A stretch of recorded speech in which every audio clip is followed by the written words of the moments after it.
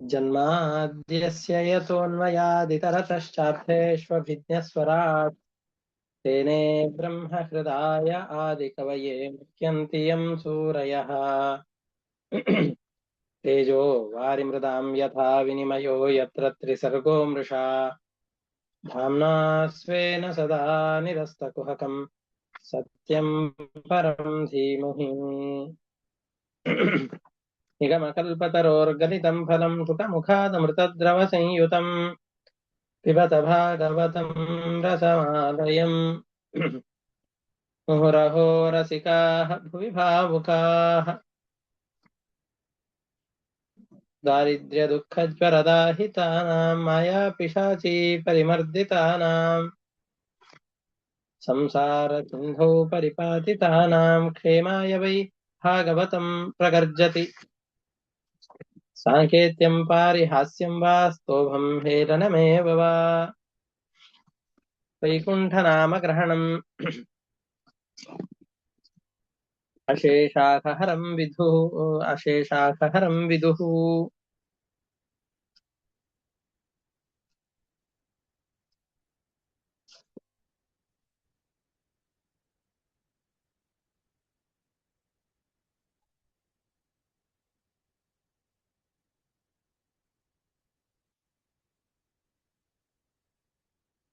ನಿನ್ನೆಯ ಪಾಠದಲ್ಲಿ ಭರತ ಚಕ್ರವರ್ತಿಯ ಕಥೆಯನ್ನ ನಾವು ಗಮನಿಸಿದ್ದೇವೆ.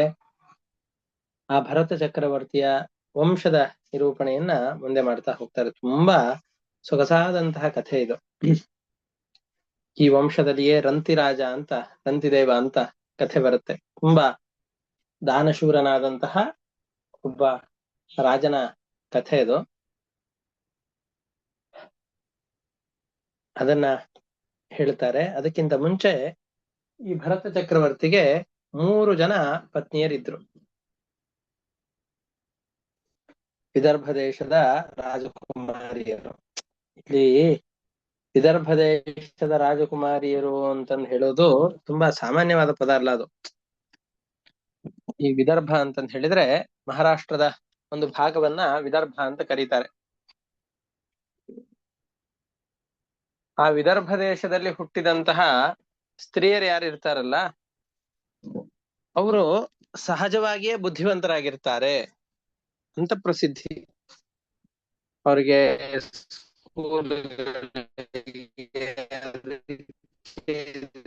ಹೋಗ್ಬೇಕು ಅಂತಿಲ್ಲ. ಅಲ್ಲಿ ಹುಟ್ಟಿದ್ರು ಅಂತಂದ್ರೆ ಆ ಪ್ರದೇಶದ ಹೊರೆ ಆ ಪ್ರದೇಶದಲ್ಲಿ ಹುಟ್ಟುತ್ತಾರೆ ಎನ್ನುವಂತಹ ಒಂದು ಪ್ರಸಿದ್ಧಿ ಇದೆ.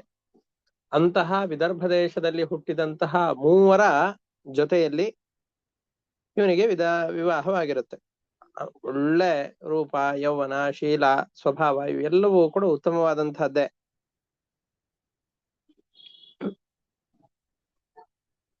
ಅವರಿಗೆ ಯಾವ 3 ಜನ ಮಕ್ಕಳಿದ್ರೋ 3 ಪತ್ನಿಯರಿದ್ರು. ಅವರಿಗೆ ಮಕ್ಕಳು ಹುಟ್ಟಿದ್ರು.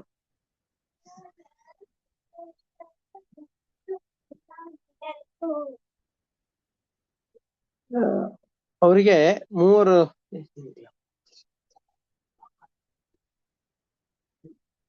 ಆ ಮಕ್ಕಳನ್ನ ನೋಡಿದಾಗ ಭರತ ಚಕ್ರವರ್ತಿಗೆ ಇವರು ನನಗೆ ಅನುರೂಪರಾಗಿಲ್ಲ. ಅಂದ್ರೆ ತಂದೆಯ ಗುಣಗಳು ಮಕ್ಕಳಲ್ಲಿ ತೋರಿ ಬರುತ್ತೆ. ಹಾಗೆ ರಿಫ್ಲೆಕ್ಷನ್ ಅಂತ ಕರೀತಾರೆ. ಅಥವಾ ವಂಶವಾಹಿನಿಗಳು, ವಂಶ ಪಾರಂಪರ್ಯವಾಗಿ ಬರುವಂತಹ ಕೆಲವೊಂದಿಷ್ಟು ಗುಣಗಳು, ಆ ವೀರ್ಯ, ಪರಾಕ್ರಮ ಇವೆಲ್ಲವೂ ಕೂಡ ಈ ಮಕ್ಕಳಲ್ಲಿ ನನಗೆ ಕಾಣಿಸ್ತಾ ಇಲ್ಲ ಅಂತ ರಾಜ ಪತ್ನಿಯರ ಎದುರುಗಡೆಯಲ್ಲಿ ಹೇಳಿದಾಗ ರಾಣಿಯರಿಗೆಲ್ಲ ಒಂದು ಹೆದರಿಕೆ ಶುರು ಆಗತ್ತಂತ. ಅಯ್ಯೋ, ಜನರೆಲ್ಲ ನನ್ನ ಗಂಡನಿಗೇನೆ ಇದು ಅವನಿಗೆ ಅನುರೂಪವಾಗಿಲ್ಲ ಅಂತ ಅನ್ನಿಸ್ತಾ ಇದೆ ಅಂತಂದ್ರೆ ಜನರಿಗಂತೂ ಆ ರೀತಿಯಾದ ಭಾವನೆ ಬರ್ಲಿಕ್ಕೆ ಸಾಧ್ಯವೇ ಇಲ್ಲ. ಜನರೆಲ್ಲ ನಮ್ಮ ಶೀಲದ ಬಗ್ಗೆ ಶಂಕೆಯನ್ನು ವ್ಯಕ್ತಪಡಿಸಬಹುದು ಅನ್ನೋ ಕಾರಣದಿಂದ, ವ್ಯಭಿಚಾರ ಮಾಡಿರಬಹುದು ಅನ್ನುವ ಜನಾಪವಾದ ಬರಬಹುದು ಅನ್ನುವ ಕಾರಣದಿಂದಾಗಿ ಒಂದು ವೇಳೆ ಆ ಥರದ ಜನಾಪವಾದ ಬಂತು ಅಂತಂದ್ರೆ ಜನರ ಎದುರುಗಡೆಯಲ್ಲಿ ಅಪಮಾನವಾಗತ್ತೆ, ತಪ್ಪು ಸಂದೇಶ ಹೋಗತ್ತೆ ಅನ್ನೋ ಕಾರಣದಿಂದಾಗಿ ಭರತ ಚಕ್ರವರ್ತಿ ನಮ್ಮನ್ನು ತ್ಯಾಗ ಮಾಡಿ ಬಿಡಬಹುದು ಅನ್ನುವಂತಹ ಭಯದಿಂದಾಗಿ ರಾಣಿಯರು ತಮ್ಮ ಮಕ್ಕಳನ್ನ ತಾವೇ ಕೊಲ್ತಾ ಇದ್ದಾರೆ, ಭರತ ಚಕ್ರವರ್ತಿಯ ಪತ್ನಿಯರು.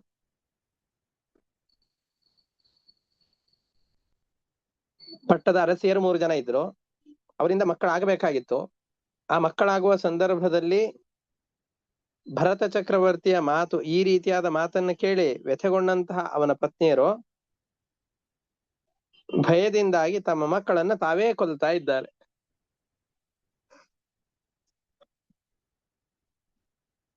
ಹೀಗೆ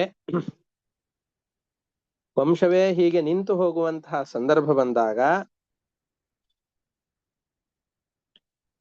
49 ಜನ ಮರುತ್ತುಗಳನ್ನ ಉದ್ದೇಶಿಸಿಕೊಂಡು ಭರತ ಚಕ್ರವರ್ತಿ ಒಂದು ಮರುತ್ ಸ್ತೋಮ ಅನ್ನುವ ಯಜ್ಞವನ್ನ ಮಾಡ್ತಾ ಇದ್ದಾನೆ.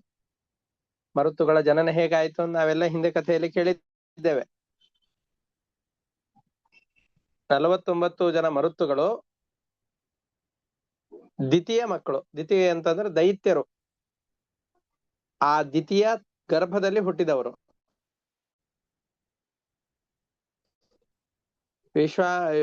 ಯಾರು ತಮ್ಮ ಪತಿಯಾದಂತಹ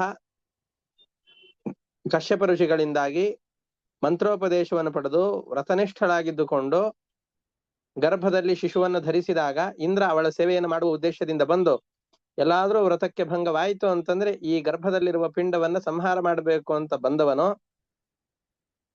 ಯಾವುದೋ ಒಂದು ಸಂದರ್ಭದಲ್ಲಿ ಆಲಸ್ಯದಿಂದ ಊಟ ಮಾಡಿ ಕೈ ತೊಳೆಯದೇನೆ ಹಾಗೆ ಮಲಗಿದಾಗ ಅವಳ ಗರ್ಭವನ್ನು ತುಂಡರಿಸ್ಲಿಕ್ಕೆ ಅಂತ ಹೋಗಿ 7 ವಿಭಾಗವಾಗಿ ತುಂಡರಿಸ್ತಾನೆ. ಆ 7 ಪ್ರತ್ಯೇಕವಾಗಿ ಒಂದೊಂದನ್ನು ಮತ್ತೆ 7 ವಿಭಾಗ ಮಾಡ್ತಾನೆ. ಒಟ್ಟಾರೆ 49 ವಿಭಾಗಗಳಾಗಿ ಆ ಗರ್ಭಪಿಂಡವನ್ನ ಕತ್ತರಿಸ್ತಾನೆ. ನಮ್ಮನ್ನ ಕೊಲ್ಬೇಡ ಕೊಲ್ಬೇಡ ಅಂತ ಜೋರಾಗಿ ಅವುಗಳು ಕಿರುಚತ್ತೆ.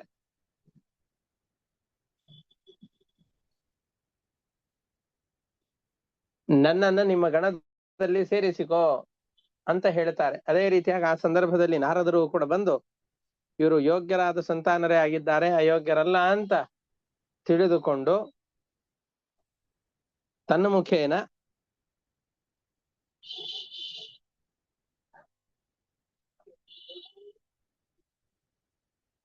ಇವರಿಗೆ ಯೋಗ್ಯರಾದಂತಹ ಒಂದು ದೇವತಾ ಪದವಿಯನ್ನು ಕೊಟ್ಟು ಮರುತ್ತುಗಳು ಅಂತ ಒಂದು ಸ್ಥಾನವನ್ನು ಕಲ್ಪನೆ ಮಾಡಿ ಇಂದ್ರ ತನ್ನ ತಮ್ಮಂದಿರನ್ನಾಗಿ ಅವರನ್ನು ಸ್ವೀಕಾರ ಮಾಡಿ ದ್ವಿತೀಯ ಮಕ್ಕಳಾದರೂ ಕೂಡ ತನ್ನ ಮಲತಾಯಿಯ ಮಕ್ಕಳಾದರೂ ಕೂಡ ಅವರನ್ನು ಕರೆದುಕೊಂಡು ಹೋಗ್ತಾ ಇದ್ದಾನೆ ಎಂಬಂತಹ ಕಥೆಯನ್ನ ಕೇಳ್ತಾ ಇದ್ದಾರೆ.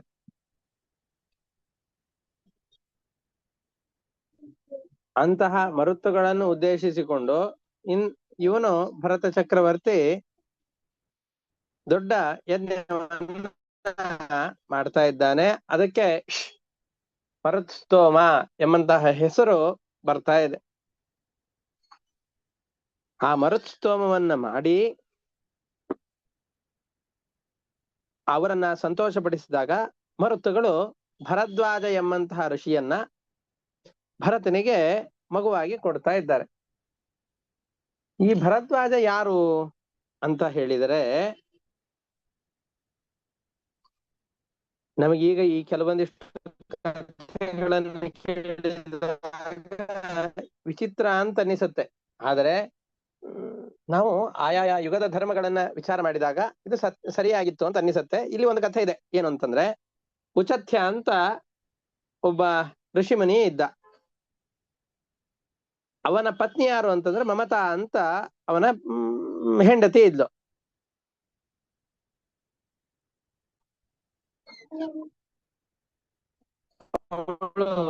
ಗರ್ಭಿಣಿಯಾದಂತಹ ಸಂದರ್ಭದಲ್ಲಿ ಬೃಹಸ್ಪತ್ಯಾಚಾರ್ಯರು ಬಂದು ನಾನು ನಿನ್ನ ಸಂಘವನ್ನ ಮಾಡಬೇಕು ಅಂತ ಕೇಳಿಕೊಳ್ಳುತ್ತಾರೆ.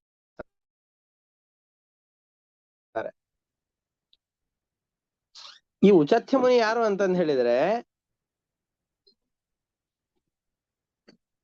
ಇವನ ಸಹೋದರ, ಬೃಹಸ್ಪತ್ಯಾಚಾರ್ಯರ ಸಹೋದರನೇ.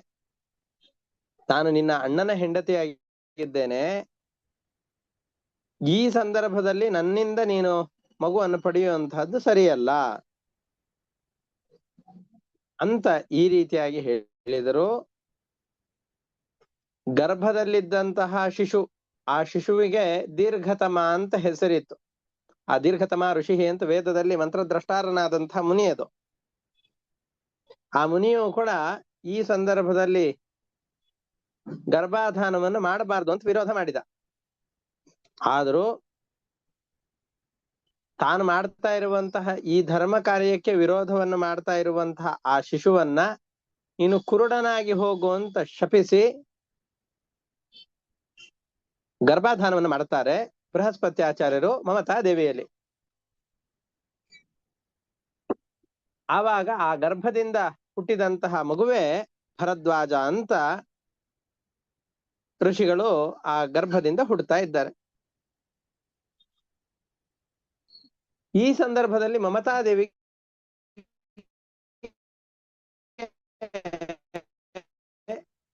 ಇದು ಇನ್ನೊಂದನ್ನ ಕಲ್ಪಾಂತರಗಳಲ್ಲಿ ಈ ಅಣ್ಣನ ಪತ್ನಿಯಿಂದಾಗಿ ಶಿಶುಗಳನ್ನ ಪಡೆಯಬಹುದಾಗಿತ್ತು. ದೇವತೆಗಳಿಗೆ, ಋಷಿಗಳಿಗೆ, ಶ್ರೇಷ್ಠರಾದಂತಹ ವ್ಯಕ್ತಿಗಳಿಗೆ ಈ ರೀತಿಯಾದಂತಹ ಅವಕಾಶ ಇತ್ತು. ಆದರೂ ಈ ಉಚಥ್ಯ ಮುನಿಯ ಪತ್ನಿಯಾದಂತಹ ಮಮತಾದೇವಿಗೆ ಎಲ್ಲಿ ನನ್ನ ಪತಿಗೆ ನನ್ನ ಮೇಲೆ ಪ್ರೀತಿ ಕಡಿಮೆಯಾಗಿ ಬೃಹಸ್ಪತ್ಯಾಚಾರ್ಯರಿಂದಾಗಿ ತನ್ನ ಗರ್ಭದಲ್ಲಿ ಬಂದಂತಹ ಯಾವ ಭರದ್ವಾಜ ಅನ್ನುವಂತಹ ಒಂದು ಶಿಶು ಇದೆಯೋ ಆ ಶಿಶುವನ್ನ ಪರಿತ್ಯಾಗ ಮಾಡಬೇಕು ಅಂತ ಯೋಚನೆ ಮಾಡ್ತಾ ಇದ್ದಾರೆ.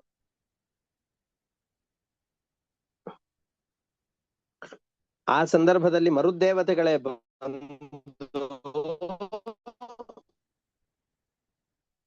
ಈ ಮಗುವನ್ನ ತ್ಯಾಗ ಮಾಡಬೇಡ, ಇದೆ ನಿನ್ನ ಶಿಶುವಿನ ಹೆಸರು ಭರದ್ವಾಜ ಅಂತ. ಯಾಕೆ ಈ ಶಿಶುವಿಗೆ ಭರದ್ವಾಜ ಅಂತ ಹೆಸರು ಬಂದಿದೆ ಗೊತ್ತೇನು ಅಂತ ಹೇಳಿ ದ್ವಾಜಂಭರ, ಭರದ್ವಾಜ ಅಂತ ಇದೆ. ದ್ವಾ ಅನ್ನೋದಕ್ಕೆ ದೋ ಅಂತ ನಾವು ಹಿಂದಿಯಲ್ಲಿ ಹೇಳ್ತೇವಲ್ಲ, ಎರಡು, ಏಕ್ ದೋ ತೀನ್ ಅಂತ ಹೇಳ್ಬೇಕಾದ್ರೆ ದ್ವಾ, ಸಂಸ್ಕೃತದಲ್ಲಿ ದ್ವಾ ಅಂತಂದ್ರೆ ಇಬ್ಬರು ಅಂತ ಅರ್ಥ. ದ್ವಾಜ ಅಂತಂದ್ರೆ ಇಬ್ಬರಿಂದ ಹುಟ್ಟಿದವನು ಯಾರೋ ಅವನನ್ನ ದ್ವಾಜ ಅಂತ ಕರೀತಾರೆ. ಇಬ್ಬರು ಯಾರು? ಉಚಥ್ಯ ಮುನಿಗಳು ಮತ್ತು ಬೃಹಸ್ಪತ್ಯಾಚಾರ್ಯರು. ಅಲ್ಲ, ಉಚಥ್ಯ ಮುನಿಗಳ ಮಗ ಹೇಗಾದ? ಬೃಹಸ್ಪತ್ಯಾಚಾರ್ಯರಿಂದ ತಾನೇ ಮಮತಾದೇವಿಯಲ್ಲಿ ಹುಟ್ಟಿದವನಿವನು.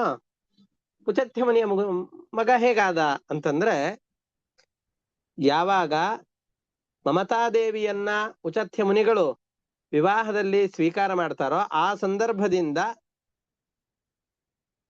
ಆ ಕ್ಷೇತ್ರ ಅವರ ಪತ್ನಿ ಉಚಥ್ಯ ಮುನಿಗಳ ಕ್ಷೇತ್ರ ಅಂತಾನೆ ಕರೆಸಿಕೊಳ್ಳುತ್ತೆ. ಉಚಥ್ಯ ಮುನಿಗಳ ಪತ್ನಿಯಲ್ಲಿ ಬೃಹಸ್ಪತ್ಯಾಚಾರ್ಯರ ಮುಖಾಂತರವಾಗಿ ಹುಟ್ಟಿದ್ದರಿಂದ ಉಚಥ್ಯ ಮುನಿಗಳು ಹಾಗೂ ಬೃಹಸ್ಪತ್ಯಾಚಾರ್ಯರು ಇವರಿಬ್ಬರಿಂದ ಹುಟ್ಟಿದವನಿವನು ಅಂತ ಇವನ ಹೆಸರಿನಲ್ಲಿಯೇ ಸೇರಿಕೊಂಡಿದೆ. ದ್ವಾಜ, ಇಬ್ಬರಿಂದ ಹುಟ್ಟಿದವನು. ಇವನನ್ನ ಭರ,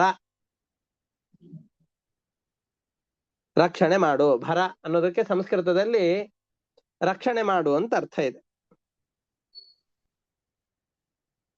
ಹಾಗಾಗಿ ಬೃಹಸ್ಪತ್ಯಾಚಾರ್ಯರ ವಂಶವನ್ನ ಅಭಿವೃದ್ಧಿ ಮಾಡುವಂತಹ ಇವನನ್ನ,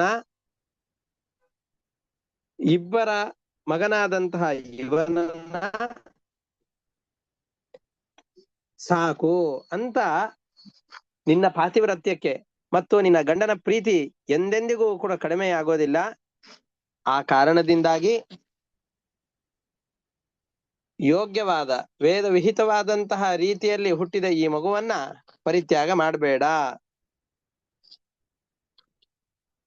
ಅಂತ ಹೇಳಿದರು. ಆ ಮಗು ಹುಟ್ಟಿದಾಗಲೇನೆ ಅದನ್ನು ಹೇಳ್ತಾರೆ. ಋಗ್ವೇದದ 6ನೇ ಮಂಡಲ ಅಂತ ದೊಡ್ಡದಾದಂತಹ ಸಾವಿರಾರು ಮಂತ್ರಗಳ ಸಮೂಹ 6ನೇ ಮಂಡಲದಲ್ಲಿ ಇದೆ. ಅಂತಹ ಎಲ್ಲ ಮಂತ್ರಗಳನ್ನ ತಮ್ಮ ತಪಸ್ಸಿನ ಪ್ರಭಾವದಿಂದ ಕಂಡುಕೊಂಡಂತಹ ಮಹಾ ಋಷಿಗಳು ಭರದ್ವಾಜ ಋಷಿಗಳು. ಒಂದೇ ನಿಮಿಷ.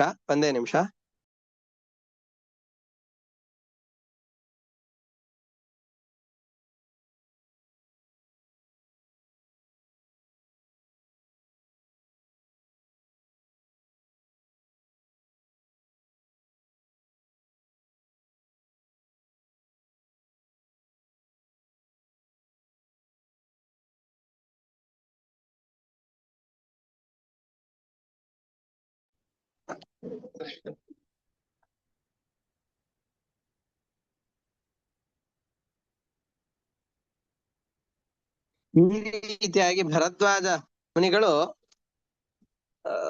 ಹೇಳಿದಾಗ ಭರದ್ವಾಜ ಎಂಬಂತಹ ಶಬ್ದದ ಅರ್ಥವನ್ನ ತಿಳಿಸುವಂತಹ ಮಾತುಗಳನ್ನ ಮರುದೇವತೆಗಳ ಮುಖಾಂತರವಾಗಿ ಮಮತಾದೇವಿಗೆ ಉಪದೇಶ ಮಾಡಿದರೂ ಕೂಡ ಬ್ರಹ್ಮವರ್ಚಸ್ಸಿನಿಂದ ಬೆಳಗುತ್ತಾ ಇದ್ದಂತಹ ಈ ಭರದ್ವಾಜ ಋಷಿಗಳನ್ನ, ಅನೇಕ ವೇದ ಮಂತ್ರಗಳ ದ್ರಷ್ಟಾರನಾದಂತಹ ಈ ಭರದ್ವಾಜ ಮುನಿಗಳನ್ನ ಮಗ ಅಂತ ಒಪ್ಪಿಕೊಂಡ್ರು. ಆದ್ರೆ ಗಂಡನ ಭಯ ಇತ್ತು. ಆದ್ರೂ ಆ ಮಗುವನ್ನು ಬಿಟ್ಬಿಟ್ರು. ಗಂಡನ ಭಯದಿಂದಾಗಿ ಮಗು ಏನು ಹುಟ್ಟಿತ್ತು ಆ ಮಗುವನ್ನು ತ್ಯಾಗ ಮಾಡಿಬಿಟ್ಲು. ಕಟ್ಟಾಗ್ತಾ ಉಂಟು ಗುರುಗಳೇ, ತ್ಯಾಗ ಮಾಡುವಂತಹ ಪ್ರಸಂಗ ಬಂದಾಗ ಈಗ ಕೇಳಿಸ್ತಾ ಇದೆಯಾ? ಒಂದೇ ನಿಮಿಷ.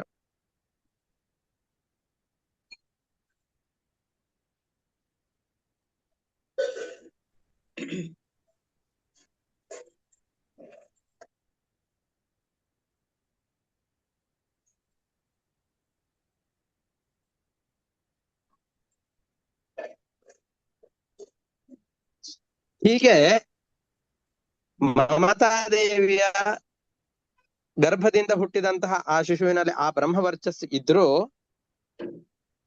ಭರದ್ವಾಜನನ್ನ ಮರುದೇವತೆಗಳ ಉಪದೇಶದಿಂದಾಗಿ ಮಗು ಅಂತ ಒಪ್ಪಿಕೊಂಡ್ರು ಕೂಡ ತನ್ನ ಗಂಡನ ಭಯದಿಂದಾಗಿ ಅವಳು ತ್ಯಾಗ ಮಾಡಿದಳು.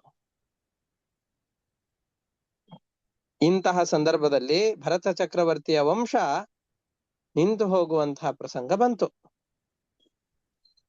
ಬಂದಾಗ ಅದು ವಿತಥ ಅಂತ ಕರೆಸಿಕೊಳ್ಳುತ್ತದೆ. ಸಂಸ್ಕೃತದಲ್ಲಿ ವಿತಥ ಅಂತಂದ್ರೆ ವ್ಯರ್ಥ ಅಂತ ಅರ್ಥ. ಇಡೀ ವಂಶವೇ ವ್ಯರ್ಥವಾಗಿ ಹೋಗುವಂತಹ ಸಂದರ್ಭ ಒದಗಿ ಬಂದಾಗ, ಯಾಕೆ ಅಂದ್ರೆ ಭರತ ಚಕ್ರವರ್ತಿಯ 3 ಜನ ಪತ್ನಿಯರಿಗೂ ಕೂಡ ಏನು ಮಕ್ಕಳಾಗಿದ್ರೋ ಅವರನ್ನ ಆ ರಾಣಿಯರೇನೆ ತಮ್ಮ ಮೇಲೆ ರಾಜನಿಗೆ ಅಥವಾ ಪ್ರಜೆಗಳಿಗೆ ವ್ಯಭಿಚಾರ ಶಂಕೆ ಬರಬಹುದು ಅನ್ನುವ ಕಾರಣದಿಂದಾಗಿ ಕೊಂದು ಬಿಟ್ಟಾಗ ಇಡೀ ವಂಶವೇ ನಿಂತು ಹೋಗುವಂತಹ ಪ್ರಸಂಗ ಬಂದಾಗ ಭರತ ಚಕ್ರವರ್ತಿ ಮರುದೇವತೆಗಳನ್ನ ಉದ್ದೇಶಿಸಿಕೊಂಡು ಭರದ್ವಾಜನನ್ನ ಅವನಿಗೆ ಕೊಡ್ತಾ ಇದ್ದಾರೆ. ಹೀಗಾಗಿ ಭರದ್ವಾಜ ಮುನಿಗಳಿಗೆ ಮತ್ತೊಂದು ಹೆಸರು ಬಂತು, ವಿತಥ ಅಂತ. ಯಾಕೆಂದ್ರೆ ವಿತಥವಾಗ್ತಾ ಇದ್ದಂತಹ ಭರತ ಚಕ್ರವರ್ತಿಯ ವಂಶವನ್ನ ಉಳಿಸಿದವನು ಇವನು ಎಂಬ ಕಾರಣದಿಂದಾಗಿ ಇವನಿಗೆ ವಿತಥ ಎಂಬಂತಹ ಹೆಸರು ಬಂತು. ಇದರಲ್ಲಿ 2 ವಿಷಯಗಳು ಬಂದಿವೆ.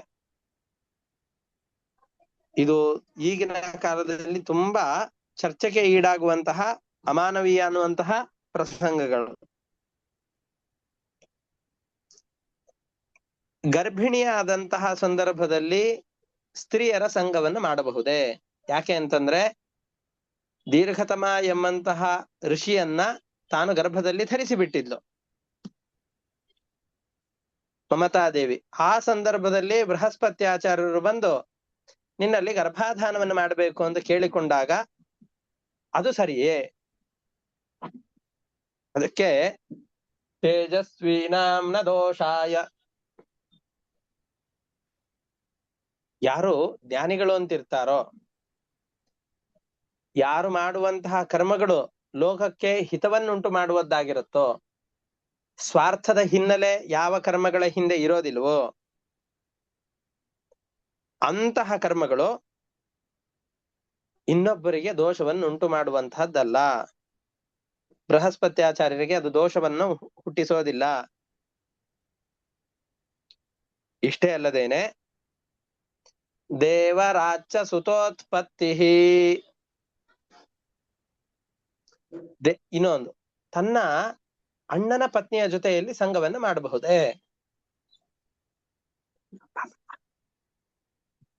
ದೇವರಾಚ ಸುತೋತ್ಪತ್ತಿ, ಬೇರೆ ಯುಗಗಳಲ್ಲಿ ಕೆಲವು ಸಂದರ್ಭಗಳಲ್ಲಿ ಜ್ಞಾನಿಗಳಿಗೆ ಮಾತ್ರ ದೇವರ ಅಂತಂದ್ ಹೇಳಿದ್ರೆ,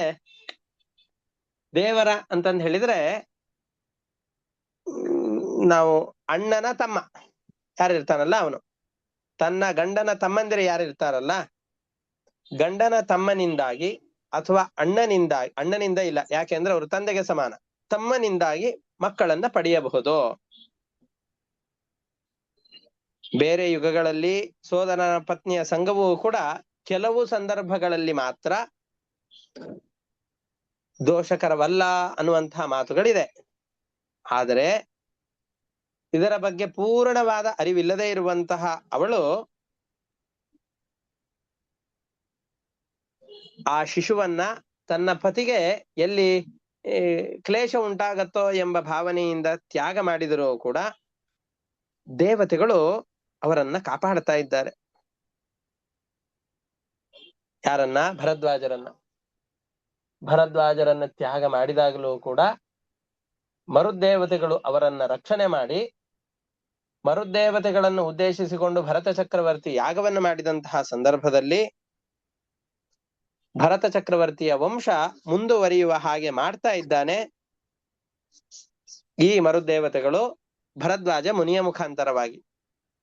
ಹೀಗೆ ಭರದ್ವಾಜ ಋಷಿಗಳಿಂದಾಗಿ ಈ ಭರತನ ವಂಶ ಮುಂದುವರಿಯಿತು ಅಂತ ಈ ಶ್ಲೋಕದಲ್ಲಿ ಹೇಳ್ತಾ ಇದ್ದಾರೆ. ಇಷ್ಟಕ್ಕೆ 17ನೇ ಅಧ್ಯಾಯವು ಮುಕ್ತಾಯವಾಗತ್ತೆ. ಮುಂದಿನ ಅಧ್ಯಾಯದಲ್ಲಿ ಇದು ಪ್ರಾರಂಭವಾಗತ್ತೆ. ಯಾವುದು ಅಂತಂದ್ರೆ ಈ ಭರದ್ವಾಜ ಮುನಿಗಳಿಂದಾಗಿ ಯಾರ್ಯಾರು ಹುಟ್ಟಿದ್ರು, ಅದರಲ್ಲಿ ರಂತಿದೇವ ಬರ್ತಾನೆ, ಆ ಕಥೆಗಳು ಬರುತ್ತೆ, ಅದನ್ನ ನೋಡೋಣಂತೆ.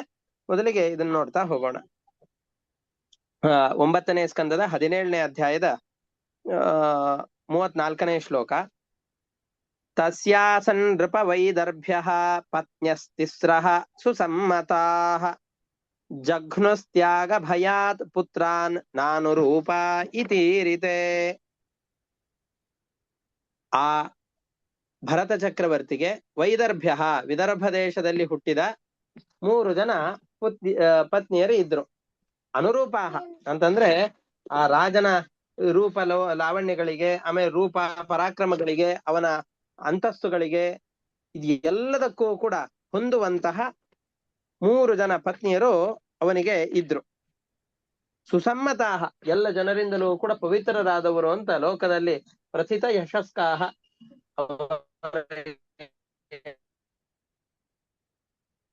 ಯಶಸ್ಸು ಲೋಕದಲ್ಲಿ ತುಂಬಾ ಪ್ರಸಿದ್ಧವಾಗಿದೆ. ಇವರಿಗೆ ಅನೇಕ ಜನ, 3 ಕೂಡ ಮಕ್ಕಳು ಹುಟ್ಟಿದ್ರು. ಆದರೆ ರಾಜನಿಗೆ ಅನುರೂಪರಾದವರು ತಮ್ಮ ಮಕ್ಕಳಲ್ಲ ಅಂತ ಅವರಿಗೆ ಅನ್ನಿಸಿತು.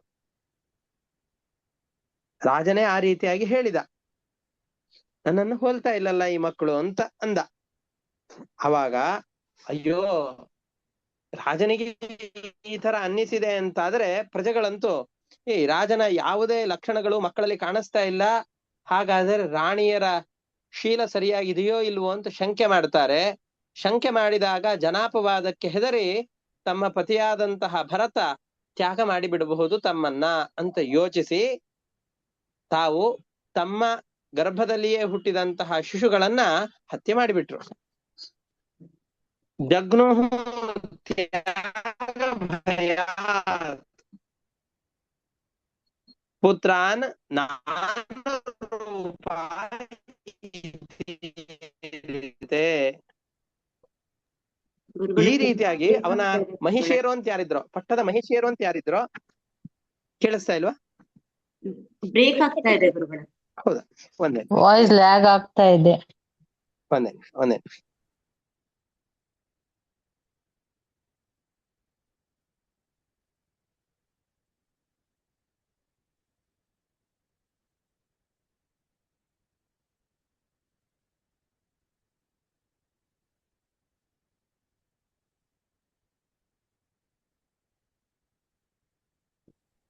ಈಗ ಕೇಳಿಸ್ತಾ ಇದೆಯಾ?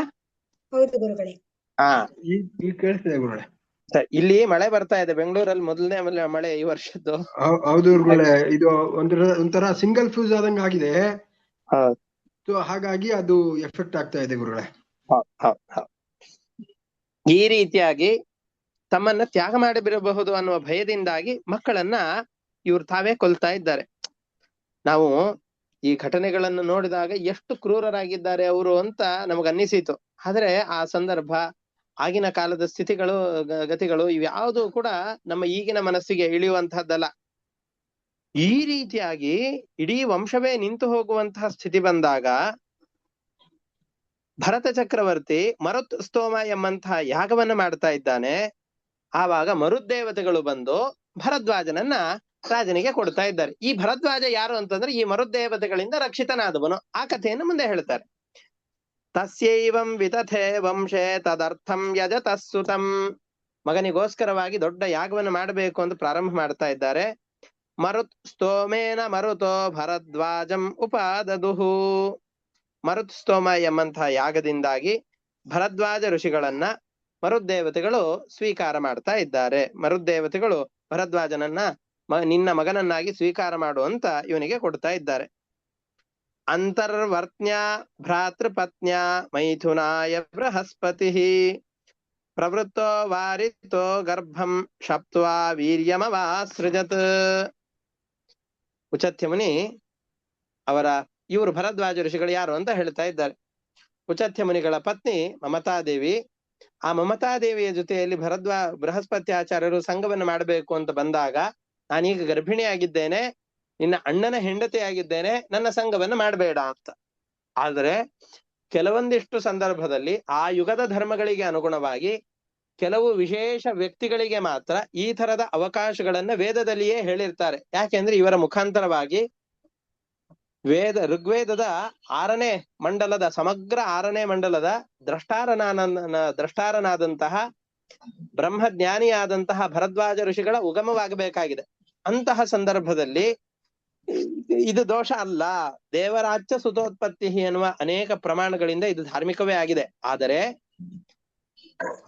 ತನ್ನ ಪತಿಗೆ ಎಲ್ಲಿ ತನ್ನ ಮೇಲೆ ಪ್ರೀತಿ ಕಡಿಮೆಯಾದೀತೋ, ನಾನು ಮಾಡಿರೋದು ಪಾಪದ ಕರ್ಮ ಎಲ್ಲಿ ಆದೀತು ಅಂತ ಯೋಚನೆ ಮಾಡಿ ಹೇಳಿದಾಗ, ಅವಳ ಗರ್ಭದಲ್ಲಿ ಆ ಸಂದರ್ಭದಲ್ಲಿದ್ದಂತಹ ದೀರ್ಘತಮ ಎಂಬಂತಹ ಮುನಿಯೂ ಕೂಡ ವಿರೋಧವನ್ನ ಮಾಡಿದಾಗ ಬೃಹಸ್ಪತ್ಯಾಚಾರ್ಯರು ಅವನಿಗೆ ಅಂಧನಾಗುವಂತ ಶಾಪವನ್ನು ಕೊಟ್ಟು ಗರ್ಭಾಧಾನವನ್ನ ಮಾಡ್ತಾರೆ. ತಂ ತ್ಯಕ್ತು ಕಾಮಾಂ ಮಮತಾಂ ಭರ್ತುಸ್ತ್ಯಾಗ ವಿಶಂಕಿತಾಂ ನಾಮ ನಿರ್ವಚನಂ ತಸ್ಯ ಶ್ಲೋಕಮೇತಂ ಜಗುಸ್ಸುರಾಹ. ಪತಿ ತನ್ನನ್ನು ತ್ಯಾಗ ಮಾಡಬಹುದು ಅನ್ನುವ ಭಯದಿಂದಾಗಿ ಮಮತಾದೇವಿ ಈ ಶಿಶುವಾದಂತಹ ಭರದ್ವಾಜನನ್ನ ಪರಿತ್ಯಾಗ ಮಾಡಬೇಕು ಅಂತ ಯೋಚನೆ ಮಾಡ್ತಾ ಇದ್ದಾಳೆ. ಮರುದೇವತೆಗಳು ಹೇಳ್ತಾ ಇದ್ದಾರೆ, ಹಾಗೆ ಮಾಡ್ಬೇಡ, ಇವನು ಪ್ರಾಮಾಣಿಕನಾದವನು, ನಿನ್ನಲ್ಲಿ ಯಾವ ಶಂಕೆಗೂ ಅವಕಾಶ ಇಲ್ಲ, ನೀನು ಪರಿಶುದ್ಧಳೇ ಆಗಿದ್ದಿ, ಮಂತ್ರದ್ರಷ್ಟಾರನಾದಂತಹ ಮಗು ನಿನ್ನ ಗರ್ಭದಿಂದ ಹುಟ್ಟುತ್ತಾ ಇದೆ, ಇವನನ್ನ ರಕ್ಷಣೆ ಮಾಡು, ನಿನ್ನ ಗಂಡನ ಕೋಪ ಬರೋದಿಲ್ಲ ಅಂತ ಅವ್ರು ಹೇಳ್ತಾ ಇದ್ದಾರೆ.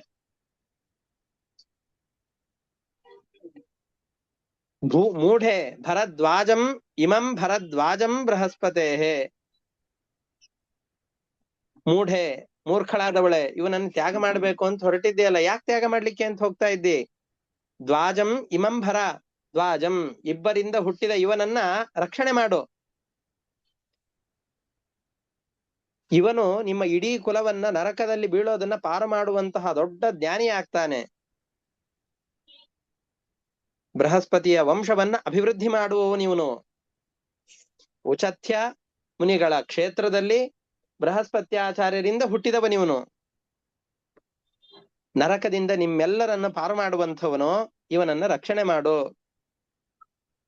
ತ್ರಾತಾತು ದುಃಖಾತ್ ಪಿತರವು ಭರದ್ವಾಜ ತತಸ್ತ್ವಯಂ. ಆ ಕಾರಣದಿಂದಾಗಿ, ದುಃಖದಿಂದಾಗಿ ಪಿತೃಗಳನ್ನ, ನಿಮ್ಮ ವಂಶದಲ್ಲಿ ಹುಟ್ಟಿದ ಎಲ್ಲ ಪಿತೃಗಳನ್ನ ರಕ್ಷಣೆ ಮಾಡುವವನು ಇವನಾಗಿದ್ದಾನೆ. ಆ ಕಾರಣದಿಂದಾಗಿ ಇವನನ್ನ ಪೋಷಣೆ ಮಾಡು ಅಂತ ಈ ರೀತಿಯಾಗಿ ಹೇಳಿ ಉಪದೇಶ ಕೊಟ್ಟಾಗ ಇವನನ್ನ ತನ್ನ ಮಗ ಅಂತ ಒಪ್ಪಿಕೊಂಡ್ರೂ ಕೂಡ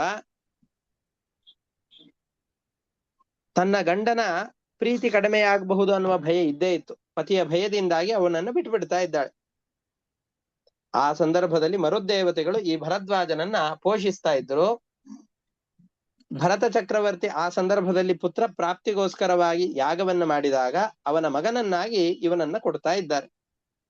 ಚೋದ್ಯಮಾನ ಸುರೈರೇವಂ ಅತ್ವಾತಂ ದೇವಮಾತ್ಮಜಂ ವ್ಯಸೃಜನ್ ಮರುತೋ ಬಿಭ್ರನ್ ದತ್ತೋಯಂ ವಿತಥೇನ್ವಯೇ. ವಿತಥೆ ಅನ್ವಯೇ, ಭರತನ ವಂಶವೇ ನಿರ್ವಂಶವಾಗಿ ಹೋಗುವಂತಹ ಸಂದರ್ಭದಲ್ಲಿ ವಂಶದ ಅಭಿವೃದ್ಧಿಗೋಸ್ಕರವಾಗಿ ಭರದ್ವಾಜನನ್ನ ಇವನ ಇಲ್ಲಿ ಕೊಡ್ತಾ ಇದ್ದಾರೆ. ಇಷ್ಟಕ್ಕೆ 17ನೇ ಅಧ್ಯಾಯ ಮುಕ್ತಾಯವಾಗುತ್ತೆ. 18ನೇ ಅಧ್ಯಾಯದಲ್ಲಿ ಇನ್ನ ಈ ಭರದ್ವಾಜನಿಂದಾಗಿ ಭರತನ ವಂಶ ಹೇಗೆ ಮುಂದುವರಿಯಿತು ಅನ್ನೋದನ್ನ ಹೇಳ್ತಾ ಇದ್ದಾರೆ. ಭರತ ಚಕ್ರವರ್ತಿಯ ಮಗನಾಗಿ ವಿತಥ ಅಂತ ಕರೆಸಿಕೊಂಡಂತಹ ಭರದ್ವಾಜ ಋಷಿಗಳು ಯಾರಿದ್ದಾರೋ ಅವರ ಮಗನೇ ಮನ್ಯು ಅಂತ. ಈ ಮನ್ಯುವಿನಿಂದಾಗಿ ಬೃಹತ್ ಕ್ಷೇತ್ರ, ಜಯ, ಮಹಾವೀರ್ಯ, ನರ, ಗರ್ಗ ಅನ್ನುವ 5 ಜನ ಮಕ್ಕಳು ಹುಡ್ತಾ ಇದ್ದಾರೆ. ಇದು ಆದ್ಮೇಲೆ ಸಂಕೃತಿ ಅನ್ನುವ ಯಾವ ಮಗ ಇದ್ದನೋ ಆ ಸಂಕೃತಿಯಿಂದಾಗಿ 2 ಮಕ್ಕಳು ಹುಡ್ತಾ ಇದ್ದಾರೆ.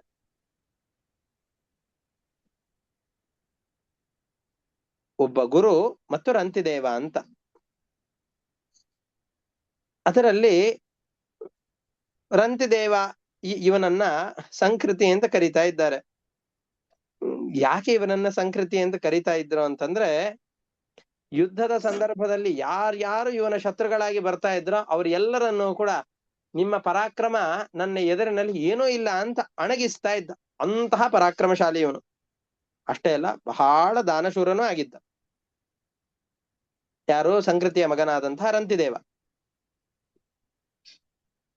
ಇವನ ಮಹತ್ವ ಎಂತಹದ್ದು ಅಂತ ಹೇಳ್ತಾರೆ. ಇವನ ಕಾಲದಲ್ಲಿ ಒಂದು ಭೀಕರವಾದಂತಹ ಬರಗಾಲ ಬಂದಾಗ ಜ್ಞಾನಿಗಳಿಗೆ, ಬ್ರಹ್ಮಜ್ಞಾನಿಗಳಿಗೆ ಅವರ ಜ್ಞಾನ ಕಾರ್ಯಕ್ಕೆ ತೊಂದರೆಯಾಗಬಾರದು ಅನ್ನುವ ಉದ್ದೇಶದಿಂದ 2 ಲಕ್ಷ ಅಡಿಗೆ ಭಟ್ಟರನ್ನು ನಿಯಮನ ಮಾಡಿದ್ದ. ಬ್ರಾಹ್ಮಣರ ಊಟ ಉಪಚಾರದ ವ್ಯವಸ್ಥೆಗೋಸ್ಕರ ಅಂತ ನಿಯಮನ ಮಾಡಿದ್ದ. ಅಂತ ದ್ರೋಣ ಪರ್ವದಲ್ಲಿ, ಮಹಾಭಾರತದ ದ್ರೋಣ ಪರ್ವದಲ್ಲಿ ಜಗತ್ತಿನಲ್ಲಿ ಶ್ರೇಷ್ಠರಾದ ರಾಜರು ಯಾರು ಅಂತ ಹೇಳಿದಾಗ 16 ರಾಜರ ಹೆಸರುಗಳನ್ನು ಹೇಳಿ ಅದರಲ್ಲಿ ರಂತಿದೇವನ ಕಥೆಯನ್ನ ಹೇಳ್ತಾರೆ. ಅಂತಹ ರಂತಿದೇವ ಸಂಕೃತಿ ಎಂಬಂತಹವನ ಮಗನಾಗಿ ಹುಡ್ತಾ ಇದ್ದಾನೆ. ವಿತಥಸ್ಯ ಸುತಾನ್ನ ಮನ್ಯೋ ಬೃಹತ್ ಕ್ಷೇತ್ರೋ ಜಯಸ್ತತಃ ಮಹಾವೀರ್ಯೋ ನರೋ ಗರ್ಗಃ ಸಂಕೃತಿಸ್ತು ನರಾತ್ಮಜಃ.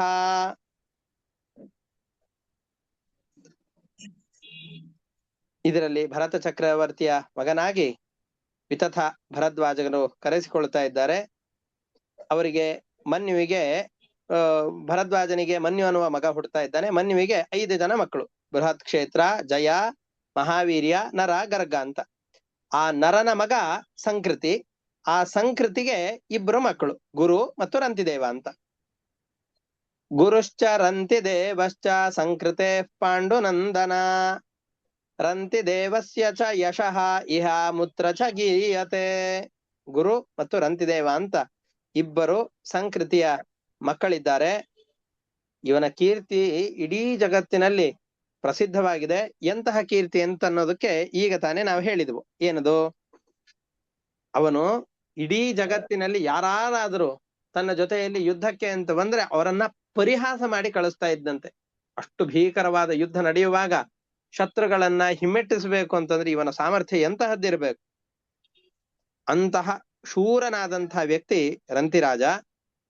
ಭೀಕರವಾದಂತಹ ಕ್ಷಾಮ ಬಂದಂತಹ ಸಂದರ್ಭದಲ್ಲಿ 2 ಲಕ್ಷ ಅಡಿಗೆ ಭಟ್ಟರನ್ನ ನಿಯಮನ ಮಾಡಿ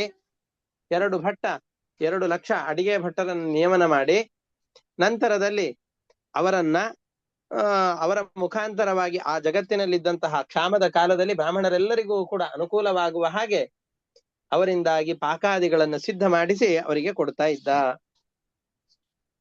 ಇಂಥವನು ತನಗೇನೇನು ಸಂಪತ್ತುಗಳಿತ್ತ ಆ ಸಿಕ್ಕ ಎಲ್ಲ ಸಂಪತ್ತುಗಳನ್ನು ದಾನ ಮಾಡಿ ಆ ಸಂಪತ್ತೆಲ್ಲ ಕರಗಿ ಹೋದಂತಹ ಸಂದರ್ಭದಲ್ಲಿ ದರಿದ್ರನಾಗಿ ಹೋಗಿದ್ದ, ಕುಟುಂಬ ಸಮೇತನಾಗಿ ಹಸಿವಿನಿಂದ ಸೊರಗಿ ಹೋಗಿದ್ದ. ಆದರೂ ಎಂದೆಂದಿಗೂ ಕೂಡ ಪರಮಾತ್ಮನ ಧ್ಯಾನವನ್ನು ಬಿಡ್ಲಿಲ್ಲ. ವೀತ ವಿತ್ತಸ್ಯ ದದತೋ ಲಬ್ಧಂ ಲಬ್ಧಂ ಬುಭುಕ್ಷತಃ ನಿಷ್ಕಿಂಚನಸ್ಯ ಧೀರಸ್ಯ ಸಕುಟುಂಬಸ್ಯ ಸೀದತಃ. ನೋಡಿ, ಚಕ್ರವರ್ತಿ ಇಡೀ ಜಗತ್ತಿಗೆ ಅಧಿಪತಿಯಾಗಿದ್ದ. ಅವನ ವಂಶದ 3ನೇ ತಲೆಮಾರು ಅಷ್ಟೇ ಇದು.